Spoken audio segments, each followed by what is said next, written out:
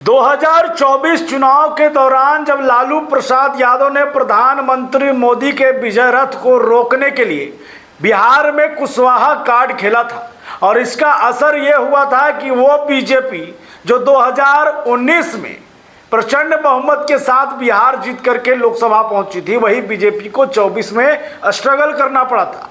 ऐसा लगा था कि जो कुशवाहा वोटर हैं वो लालू प्रसाद यादव के साथ शिफ्ट हो गए, वो भी तब जब नीतीश कुमार 2024 लोकसभा के चुनाव में थे। लेकिन ठीक एक बार फिर से उस गलती को सुधारते हुए, जो गलती 2024 में बीजेपी ने किया था, 2025 में उसको सुधारा और अब ऐसा लगने लगा कि प्रधानमंत्री मोदी हो या फिर गृह मंत्री अमित शाह, सबके सामने नीतीश कुमार ने एक बात कह दिया कि अगर कोई मुख्यमंत्री बनेगा तो मेरे बाद सम्राट चौधरी बनेंगे।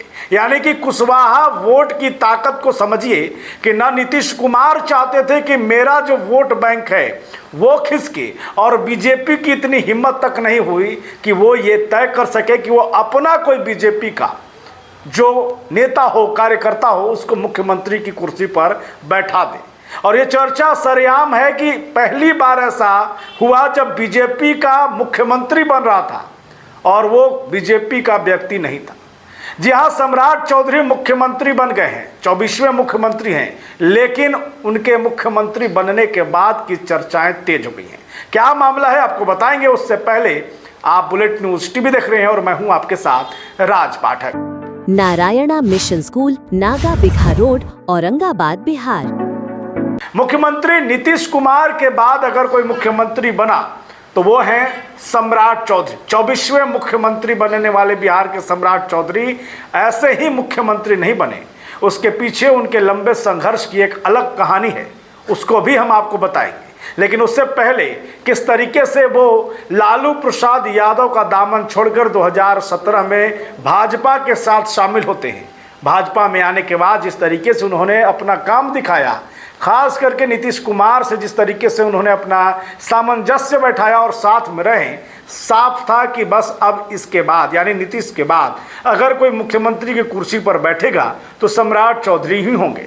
ऐसी चर्चाएं भी आए कि जब मुख्यमंत्री की कुर्सी को लेकर के बिहार से लेकर दिल्ली तक चर्चा तेज हुई कि आखिरकार कौन बनेगा मुख्यमंत्री, तो फिर ये सरेआम हुई कि नहीं, बात अगर किसी की मानी जाएगी तो वो नीतीश कुमार की। नीतीश कुमार आखिर सम्राट चौधरी को मुख्यमंत्री क्यों बनाना चाहते थे, वो आपको बता देते हैं। दरअसल सम्राट चौधरी को मुख्यमंत्री बनाकर नीतीश कुमार ये साबित करना चाहते थे कि जो कोयरी समाज, जो कोयरी वोट बैंक है, जो मुख्यमंत्री इतने 20 वर्षों से कोयरी समाज का बना हुआ था, वो वोट बैंक खिसके नहीं। उनका जो अपना वोट है, कुशवाहा लौकुश की जो जोड़ी कही जाती थी नीतीश कुमार के साथ, वो वोट खिसके नहीं, इसलिए उन्होंने सम्राट चौधरी को आगे रखा। सम्राट चौधरी कुशवाहा समाज चाहते हैं। यादव जाति के बाद अगर कोई सबसे ज़्यादा वोट बैंक पूरे बिहार में है तो वो कुशवाहा वोट बैंक है। ऐसे में सम्राट चौधरी को आगे करके नीतीश कुमार अपने लिए भी एक सेफ जोन तैयार कर रहे थे और यही कारण रहा कि चाहे मुख्यमंत्री की कुर्सी देनी हो बीजेपी को या उप मुख्यमंत्री के रूप में विजय चौधरी और विजेंद्र प्रसाद यादव को लाना हो, निशांत कुमार की इसमें एंट्री नहीं होती है। नीतीश कुमार ये दिखाना भी चाह रहे हैं कि हमने कुर्सी छोड़ी है, लेकिन हमने कुर्सी किसी और को नहीं दिया, बल्कि वो हमारे ही अनुसार बना है। नीतीश कुमार को बीजेपी को साथ लेकर चलना मजबूरी भी है, क्योंकि सभी जानते हैं कि 25 से 30 नीतीश के नाम पर बिहार में सत्ता में वापसी बीजेपी ने किया था, एनडीए ने किया था।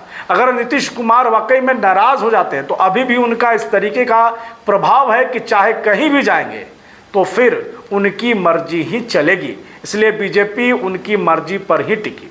अब आपको बताते हैं कि सम्राट चौधरी मुख्यमंत्री बने हैं तो खुशी क्यों नहीं हो रही है बीजेपी के कई नेताओं को। देखिए, सम्राट चौधरी के मुख्यमंत्री बनने को लेकर के विजय सिन्हा जो कि पूर्व उप मुख्यमंत्री हो गए अब, और वो अब उन्होंने एक बयान दिया, उनसे ही जो है बीजेपी ने विधायक दल का नेता मांगा और उसमें उन्होंने सम्राट चौधरी का नाम दिया। लेकिन उस बयान में उन्होंने जिस तरीके से कहा कि कमांडर के आदेश के अनुसार ये किया गया। गठबंधन धर्म के पालन कराने को लेकर के हमने ऐसा नाम चुना है। यानी साफ संकेत है कि बीजेपी आला कमान नीतीश कुमार के गठबंधन को साथ जोड़े रखने के लिए ही सम्राट चौधरी को आगे करती है। अब देखिए सम्राट चौधरी के पीछे की ताकत क्या है।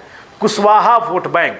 अगर आप 2025 आंकड़ों को देखेंगे, 24 आंकड़े को देखेंगे तो आपको बता देते हैं 2020 में विधानसभा चुनाव होता है और उसमें मगध शाहबाद में कोयरी कुशवाहा समाज का एक अच्छा खासा वोट बैंक है और खास करके ये वोट बैंक 47 सीटों पर अच्छा खासा प्रभाव डालता है। और इन वोटों को लेकर के चर्चा थी कि ये वोट बैंक खिसकने को लेकर है।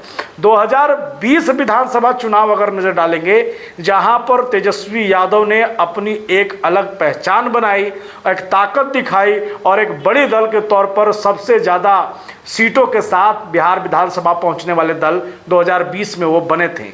लेकिन उस 20 में बनने के पीछे कहीं ना कहीं कोयरी कुशवाहा समाज के वोट बैंक का ताकत भी था। आंकड़ों को अगर आप देखेंगे तो आंकड़े में जहां एक तरफ 2020 में जिस मगध की बात करते हैं आप, मगध में 47 सीटों में 18 सीटें एनडीए जीता था और बाकी की सीटें राजद के खाते में चली गई थी।